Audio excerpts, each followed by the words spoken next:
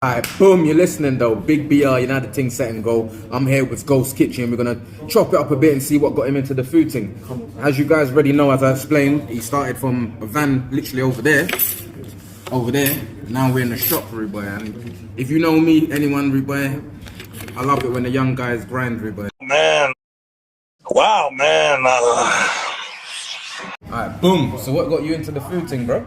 In school, food tech was like my best GCSE, and when it came to like going into sixth form and all that, I realised that sixth form weren't for me. I wasn't going to progress far with like a uni degree. Okay. I knew what I wanted, and from 15 onwards, like I was always hustling. Okay. So I was doing bits and bobs, and the whole education system thing never really was for me. It weren't So appealing to you. I wanted to just get hands on. So I went into cooking college. The course was 3 years, but I skipped a year because of my grades. Okay. So academically I was there, but I knew there was no longevity in it. Come out of cooking college, I graduated and all that.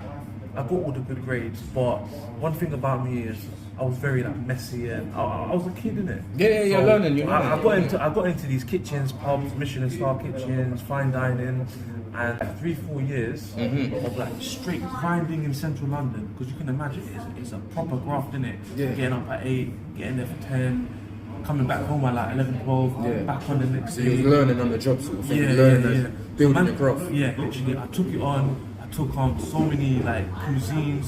My objective literally was to jump from restaurant to restaurant and absorb all the skills. Okay. So I went to like Gordon Ramsay's restaurants. I went to the Master of the Wellington. That's all I went for, literally. The beef Wellington. Yeah. So You know the cut of meat you need in there? Yeah. Prime fillet. Come on, It's man. the most You know my expensive cut of meat. Yeah. As you don't know, I'm a butcher. I've been a butcher for like 15 years, blood. So, yeah, sorry, bro. Back to you.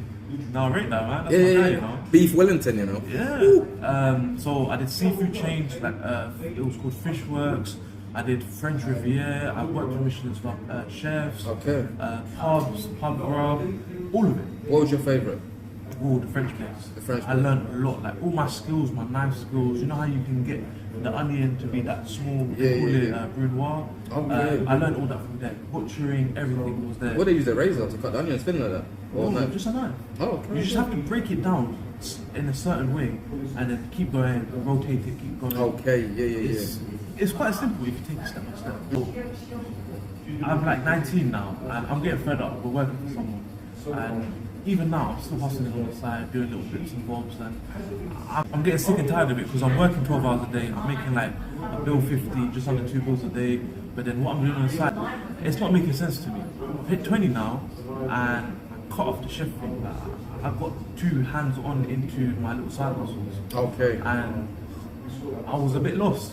So I cut off the whole shift period, and I'm just focusing on that money in it. Because I had the skills, it was all there, but I wanted to convert them skills into now like a business. But I didn't know what I was doing. Yeah. So I had the money, I was throwing money into these little things, but it wasn't making sense because there was no passion, there was no love. There wasn't cooking, it was just like jewelry, watches, clothes, garments. Well, you got to test the waters before, you know what I mean? Now you found what you want. Yeah, you do, my bro. And then I cut it all up, you know. In life, you make losses, you learn, but it's how you move on, isn't it? Yeah. So now I'm in a very dark place. So the one thing that I never did was bulk catering. So I did bulk catering at this law firm for a few months, and then that's when I switched because everyone at that workplace, they were devoted to their job. Their life was work. And then me, I would come out of work and get back onto the hustle, and then it wasn't making sense for me, bro. So I left. I literally said to them, look, I can't do this no more. It don't make sense for me. I don't see no longevity in me being here. Like everyone's so like tied to their job. Like after Yeah. work, they just want to go home and go to sleep. When me, I've got other things that I need to do. It just doesn't work for me. Got that hustler's Yeah. mind. Yeah. Hustler's mind. Mentality. Yeah, that's it. So obviously I got a missus, innit? Yeah. So we're here at home, we're at the drawing board, we're thinking, what can we do that makes sense? We bought a food truck, not knowing what to do, don't even know how to put it, where to put it, what to do with it. We just bought a food truck. I saved up money for being a chef. Yeah. Put that money into a food truck. No, that's good, bro. That's sick. And then we literally was sat in bed, just thinking like, what are we gonna do now? She was like to me, yo, let's document it. I documented it. That's it. By day 2, I went viral. I went crazy viral. I went from 100 followers to 25k in 2 days. That's sick. From Instagram, by the way, not Yeah, TikTok. yeah. TikTok, I'm still working on. I'm struggling with Instagram, but TikTok seems to be kind of working. Yeah. Yeah, your TikTok's doing very well, bro. I remember when you only had like 1,000 followers. Now you're jumping up to 10K. Yeah. It's mad still. You gotta rate it, man. No, I'm trying, bro. We kind of flopped the whole food truck journey. You know, a month in, it weren't working. Countless losses, countless L's when it comes to the food truck.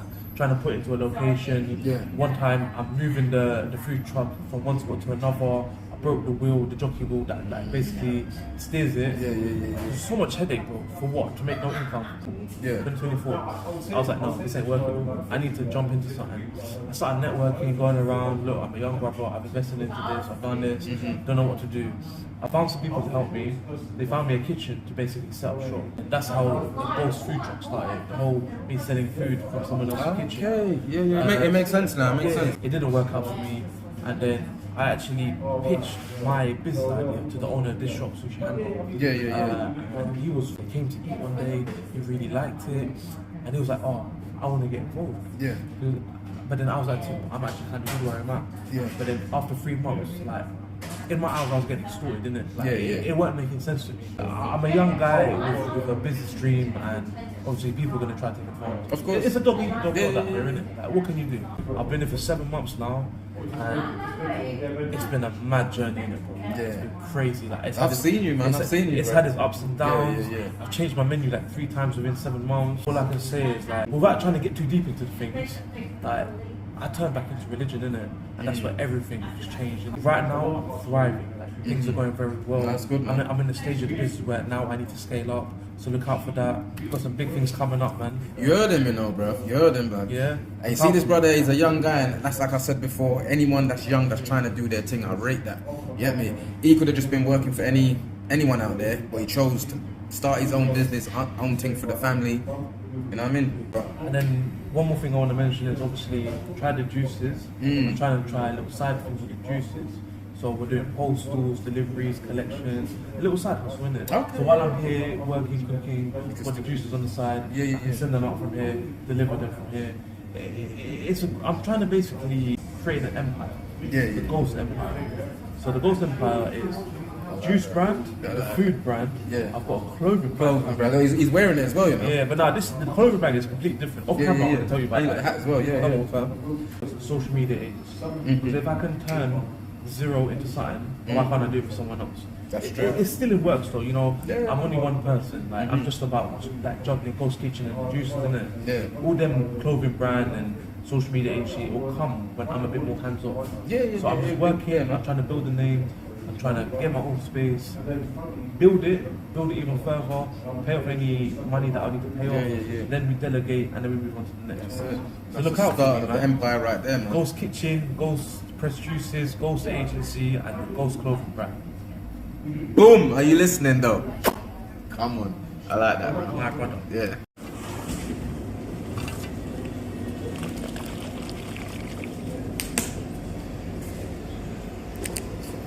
Whoa, let's see what this drink's saying, Rick.